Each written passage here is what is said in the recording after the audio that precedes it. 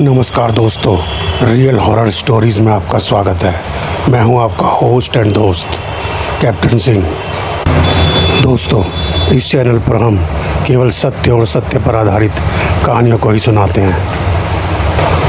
यथासंभव पात्रों एवं स्थानों का नाम हमें बदलना पड़ता है ताकि घटना की गोपनीयता बनी रहे। यदि आपके जीवन में भी कोई रहस्यमयी हॉरर किस्सा हुआ है तो उसे आप अवश्य हमसे साझा करें। हम उस पर कहानी बनाकर ज़रूर अपने चैनल पर प्रकाशित करेंगे। तो दोस्तों, चलिए बढ़ते हैं आज की कहानी की ओर। दोस्तों, आज की कहानी हमें दिल्ली के चाणक्यपुरी के मनोज कुमार ने भेजी है, जिन्होंने अपने जीवन में होने वाले एक सनसनीखेज रहस्यमयी हॉरर एक्सपीरियंस को हमसे शेयर किया है। तो चलिए सुनते हैं उनके जीवन का अद्भुत अनुभव। दरअसल बात ये नवंबर 2021 की है, जब मनोज को अपने एक दोस्त की शादी में यूपी के प्रतापगढ़ जिले के एक गांव में जाना था। उसका दोस्त विकास उसी के साथ कॉलेज में पढ़ता था, जिसकी शादी तय हो गई थी। इसी कारण मनोज को भी वहां पर जरूर पहुंचना था। मनोज ने नई दिल्ली रेलवे स्टेशन से अपनी रिजर्वेशन कराई लखनऊ तक के लिए, और वहां से एक बस में बैठकर बढ़ चला प्रतापगढ़ की ओर। प्रतापगढ़ बस अड्डे पर पहुंचकर उसने एक मिनी बस ली, जो कि उसे प्रतापगढ़ से पट्टी नामक स्थान पर ले जाने वाली थी, जहां पर उसके दोस्त का गांव था। तो उसने वो छोटी बस जल्दी से ली। अब समय हो चुका था, रात के लगभग 8 बजने वाले थे और उस बस में भी यात्री बहुत कम थे। पर मनोज को पहुंचना भी जरूरी था, इसलिए बगैर किसी बात की परवाह करते हुए वह उस बस में चढ़ गया। हालांकि बस अड्डे पर ज़्यादातर यात्रियों ने उस ओर जाने से मना किया था, क्योंकि आगे के लिए वाहन या कोई सवारी नहीं मिलती। इसीलिए लोगों ने कहा था कि सुबह ही आगे की ओर बढ़े या किसी को फ़ोन करके वहाँ से बुला लिया जाए। पर मनोज ने बिना किसी को डिस्टर्ब किए अपनी मंजिल को पाने के लिए आगे बढ़ना ही उचित समझा। उसने सोचा, शादी वाला घर है, कोई भला इतनी दूर मुझे लेने कैसे आएगा। चलो मैं एक बार पट्टी पहुंचकर वहां पर कॉल कर दूंगा, या वहां से भी कोई लोकल वाहन लेकर जैसे तैसे गांव पहुंच जाऊंगा। इसीलिए उसने उसी बस को लेना मुनासिब समझा। बस में बैठने के बाद उसने देखा कि थोड़ी ही देर बाद बस वीरान जंगलों के बीच से गुजरने लगी। दोनों तरफ सिर्फ जंगल ही जंगल और वीराना। बस के अंदर भी अंधेरा था और सड़क पर भी जहां तहां इक्का दुक्का वाहन ही देखने को मिल रहा था। धीरे धीरे बस हाईवे से हटकर कच्ची सड़कों की ओर बढ़ने लगी, जहां का नजारा एकदम ही भयानक होता जा रहा था, क्योंकि वहां ना तो बिजली की व्यवस्था थी और ना ही कोई वाहन आदि सड़क पर चल रहे थे। मनोज का टाइम पास नहीं हो रहा था, तो उसने ड्राइवर को बोला, अरे ड्राइवर साहब, जरा गाने चला दीजिए, कम से कम समय तो कट जाएगा। ड्राइवर बोला, नहीं भाई, इस रास्ते पर हम गाने नहीं चलाते, क्योंकि यहाँ पर कुछ ऐसी घटनाएं हो चुकी हैं गाड़ी वालों के साथ, जिसकी वजह से हम यहाँ से रात को निकलना भी पसंद नहीं करते, लेकिन मजबूरी की वजह से हमें कभी कभार यहाँ से जाना पड़ता है। मनोज क्योंकि साइंस का स्टूडेंट था, इसलिए वह ड्राइवर और कंडक्टर की बातों पर मन ही मन हंसने लगा। उसने कहा, देखो आजकल के ज़माने में भी कैसे कैसे लोग हैं जो जरा छोटी मोटी बातों पर ऐसे डर कर बैठे हैं जैसे कि कोई ऐसी घटना हो जाएगी जो कि बिल्कुल हॉरर फिल्मों की तरह होगी। ऐसा सोच सोचकर वह हंस रहा था। उसके लैपटॉप में भी चार्जिंग नहीं बची थी, नहीं तो वह अपने लैपटॉप पर ही कोई मूवी या कोई गाने लगाकर सुन लेता। बस आगे बढ़ी चली जा रही थी। दोनों ओर विशालकाय जंगल और उसको चीरती हुई वो बस। दो चार गिने चुने यात्री ही थे, जिनमें से एक दो यात्री अपना स्टैंड आने पर उतर भी चुके थे। अब मनोज थोड़ा परेशान होने लगा। उसने सोचा सफर तो कट नहीं रहा, क्या करूं। तभी उसने खिड़की से बाहर देखा कि थोड़ा मौसम बदल चुका है, ठंडी हवा चल रही थी। मनोज ने अपनी विंडो बंद कर दी क्योंकि बहुत तेज ठंडी हवा अंदर आ रही थी।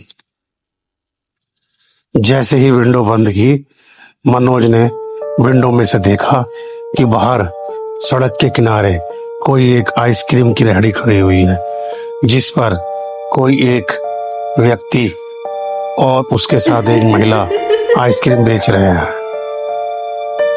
मनोज थोड़ा हैरान हुआ कि सर्दी के महीने में आइसक्रीम, जरूर कोई अजब ही बात है इस सड़क पे। फिर उसने कंडक्टर से जिक्र किया, अरे भैया ये सड़क पे आइसक्रीम क्यों बेच रहे हैं? क्या यहाँ सर्दियों में भी आइसक्रीम खाने का रिवाज है? यह सुनते के साथ ही मानो कंडक्टर की आंखें एकदम चौड़ी हो गई। उसका चेहरा एकदम लाल हो गया और डर के कारण उसकी जुबान जैसे हलक से निकल भी नहीं रही थी। मनोज को लगा कि शायद कंडक्टर की तबीयत खराब हो गई है। उसने बोला, भैया पानी पियोगे क्या?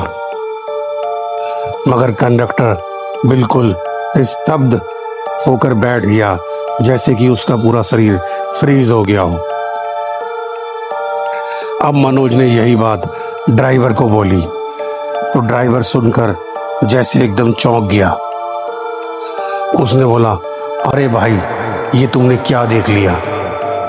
इन सब बातों को छोड़ो, तुम जल्दी जल्दी अपनी मंजिल पर पहुंचने की प्लानिंग बनाओ, क्योंकि मौसम भी खराब होने वाला है और ऐसी जगहों पर रात गुजारना सेफ नहीं है। हो सके तो आप किसी को कॉल कर दो जो आपको बस स्टैंड पर लेने आ जाए। धीरे धीरे बस में से सारी सवारी उतर चुकी थी। अब केवल मनोज, ड्राइवर और कंडक्टर ही बैठे थे। कंडक्टर रेगुलर मनोज की ओर देखता जा रहा था तो कभी खिड़की से बाहर, न जाने उसको क्या हो गया था। पर मनोज ने सारी सिचुएशन को नॉर्मल ही समझा। उसने कहा, ये सब असुविधाएं तो ऐसी जगहों पर होती ही रहती हैं, आखिर है तो बैकवर्ड एरिया ही। भला इन जगहों पर दिल्ली या मुंबई जैसी सुविधाएं कहाँ होंगी? अभी मनोज ये सब बातें सोच ही रहा था कि अचानक उसने सामने की ओर ड्राइवर के शीशे में से झांक कर देखा तो एक आइसक्रीम की रेहड़ी सड़क के बीचों बीच खड़ी थी, जिस पर एक महिला थी। परंतु ऐसा लग रहा था कि शायद ये रेहड़ी ड्राइवर को नहीं दिख रही थी, क्योंकि ना तो उसने गाड़ी की रफ्तार कम की और ना ही ब्रेक लगाया। यह देखकर मनोज जोर से चिल्लाया, अरे अंधे हो क्या, जल्दी ब्रेक लगाओ। उसकी बात सुनकर ड्राइवर सकपका गया और उसने गाड़ी को मंदा किया और ब्रेक लगाकर साइड में खड़ा कर दिया। ड्राइवर बोला, क्या साहब, रात में आपको क्या मजाक सूझ रहा है? चलती गाड़ी को आपने क्यों रुकवाया? क्या बात थी, ऐसी क्या इमरजेंसी आ गई? मनोज बोला, अरे तुम्हें वो इतनी बड़ी आइसक्रीम की रेहड़ी नहीं दिखाई दी? अभी उसके ऊपर बस चढ़ा देते। ड्राइवर बोला, क्या साहब, कहाँ है रेहड़ी? इधर दिखाई दे रही है रेहड़ी, यहाँ तो कोई रेहड़ी दूर दूर तक नहीं है। अब मनोज ने भी आगे और पीछे की ओर देखा तो वहां पर ना तो कोई आइसक्रीम की रेहड़ी थी और ना ही कोई महिला। मनोज सोचने लगा, मुझे तो रेहड़ी दिखाई नहीं थी, ऐसा क्या हो गया? अब थोड़ा सा मनोज के अंदर भी डर की स्टार्टिंग होने लगी। बाहर जोर जोर से हवाएं चलने लगी और बिजली भी कड़कने लगी। ड्राइवर ने दोबारा से बस स्टार्ट करने की कोशिश की, लेकिन बस है कि स्टार्ट होने का नाम ही नहीं ले रही थी। अब ड्राइवर थोड़ा गुस्सा होकर बोला, लो साहब, कर दिया आपने काम खराब। अब ये तो बस वैसे ही पुरानी है, कहीं की कहीं रुक जाती है और आपने झटके से इंजन रुकवा दिया। अब ये स्टार्ट भी नहीं हो रही। इस वीराने में, इस जंगल में अब मैं हेल्प के लिए कहाँ जाऊँगा और आपको कैसे आपके स्टैंड तक पहुँचाऊँगा? मनोज ने पूछा, मेरा स्टैंड कितनी दूर है? ड्राइवर बोला, सर आपका स्टैंड सिर्फ 5 से 7 किलोमीटर दूर है। अगर आप सीधा सीधा पैदल जाएंगे तो आगे रेड लाइट क्रॉस करके आपका स्टैंड आ जाएगा और मुश्किल से आपको आधा घंटा पैदल चलना पड़ेगा और आप वहाँ तक पहुँच भी सकते हैं। मगर ध्यान रहे, रास्ता अनसेफ है, किसी पर विश्वास न करें या हमारे साथ ही बैठे रहें। कोई दूसरा वाहन आने पर हम आपको ड्रॉप करवा देंगे।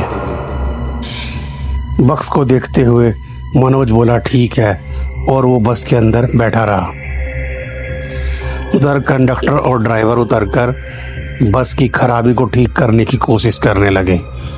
उन्होंने फ़ोन करने की भी कोशिश की, लेकिन कोई सहायता नहीं मिल पा रही थी।